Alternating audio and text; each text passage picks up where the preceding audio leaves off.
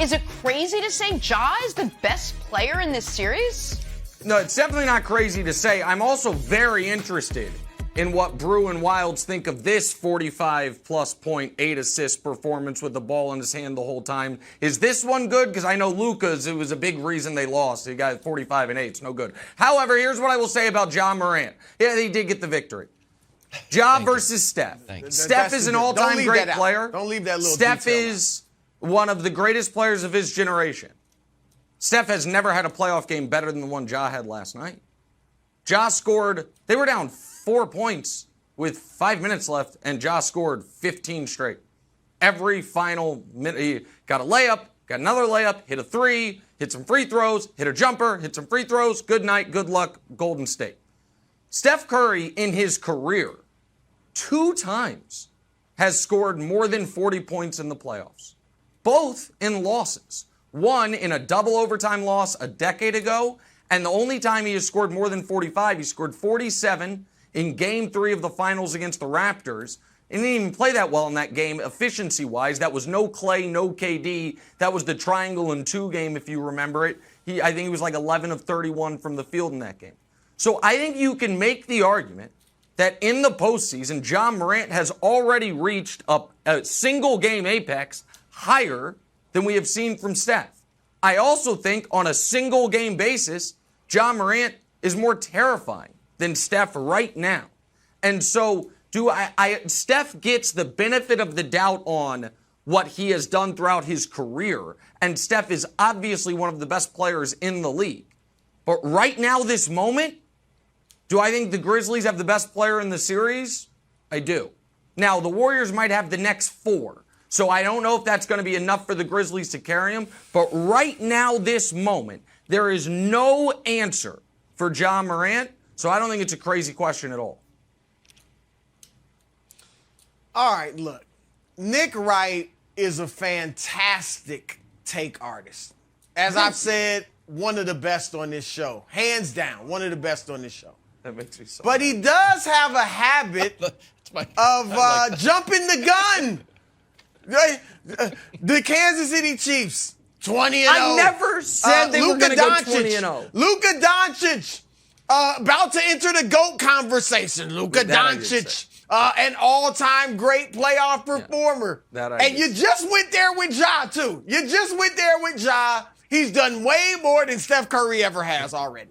No, all right, in tribute to my man, Nick Wright, I'm going to say this. Not only it might Ja be the greatest player in this series, Nick, Ja Morant might be one of the greatest all-time playoff permers we've ever seen. Look at this graphic. Look at these numbers, Nick. I'm excited. Who's competing? I'm waiting to see the graphic. I'm starting to look foolish. Here we go.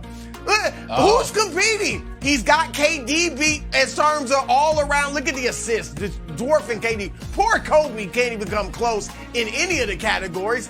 Only LeBron is really competing with Ja Morant when it comes to all-time playoff numbers. Yeah. So let's give Ja his love, all right? Yeah, Luka's not even in there yet. So because you didn't include it. But look, just because you didn't include it, not because you didn't qualify. You just picked those 4 guys. But go ahead. Because it's foolishness. I'm playing with you. Of course, after just 13 games, Ja Morant isn't an all-time great playoff performer. But look, Ja is fantastic. We all know that. I'm the Ja Morant guy on this show. You are, bro. All right? You are the Ja Morant guy. Wilds didn't want him. Threw him in the trash. I gladly took him, and I'm going to champion him.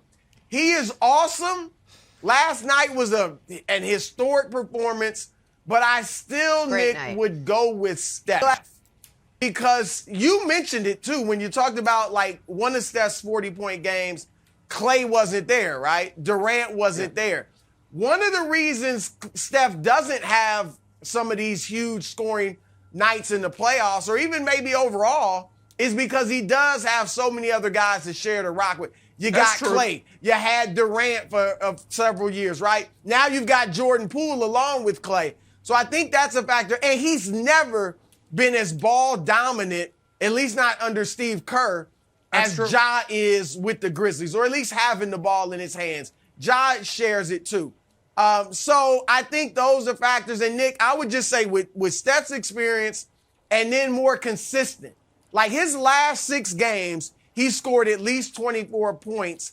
That's ever since he came off the bench in game 1 against Denver off the injury. Ja, as great as he's been, has been more of a roller coaster. He's had 3 games where he shot below 31% of his 8 playoff games this year. 3 of those games he's finished with fewer than 18 points. So Wiles, I would go with Steph just because of the experience and a little bit more consistent. I'm going with Steph too, but I want to dig in on something that you said, Nick. We're like, they have no answer for Ja. Like, well, there is a kind of an answer. You could double team him at the point of attack and maybe play a taller lineup.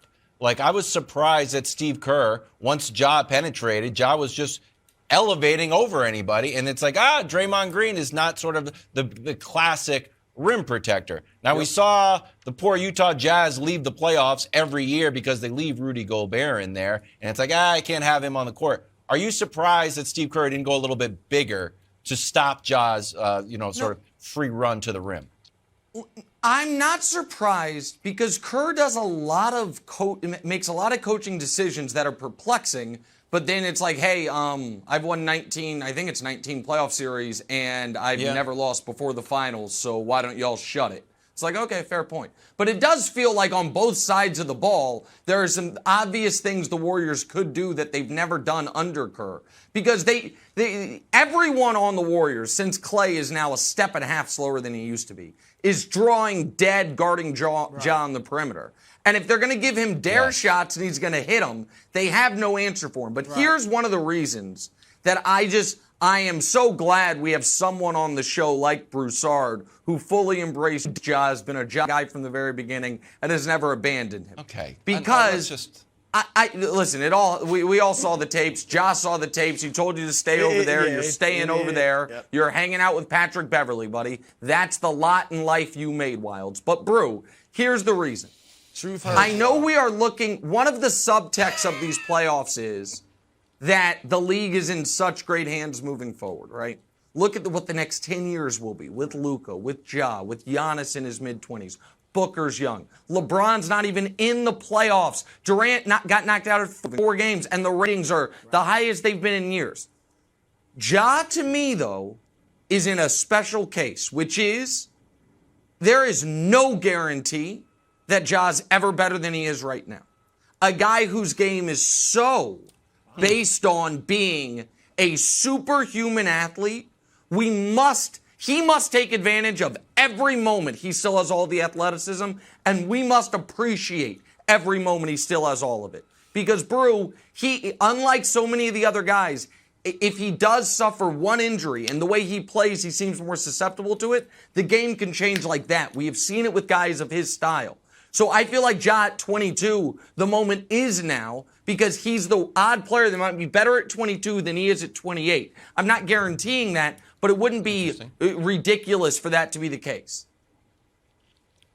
Well, no, and I think you're probably, not that we don't want to see this, but Derrick Rose comes to mind, right? I mean, Derrick Rose was on this trajectory, and we saw what happened with him. I do think Ja will improve, assuming there's no injury. I do think, Nick, he will improve because I think he'll become a smarter player. I think, he's already worked on his three-point shot. Like, look, LeBron was right. I didn't even consider Ja Morant for most improved player of the year, right? He was so good last year. It was like, that's ridiculous. But he did improve. He really worked on his three-point shot, and he became a much better player this year than last. And I think he'll continue that trajectory. I don't think they win this series, but I think what he goes through in this series, playing against a smart, great team like Warriors, I think it's going to make him come out even better next year. And if he avoids injury, sky's the limit for this kid. Thanks for watching. Subscribe here to get the latest from the show. Also, be sure to check out more of the best clips from First Things First, or go watch a few segments from our other shows on FS1.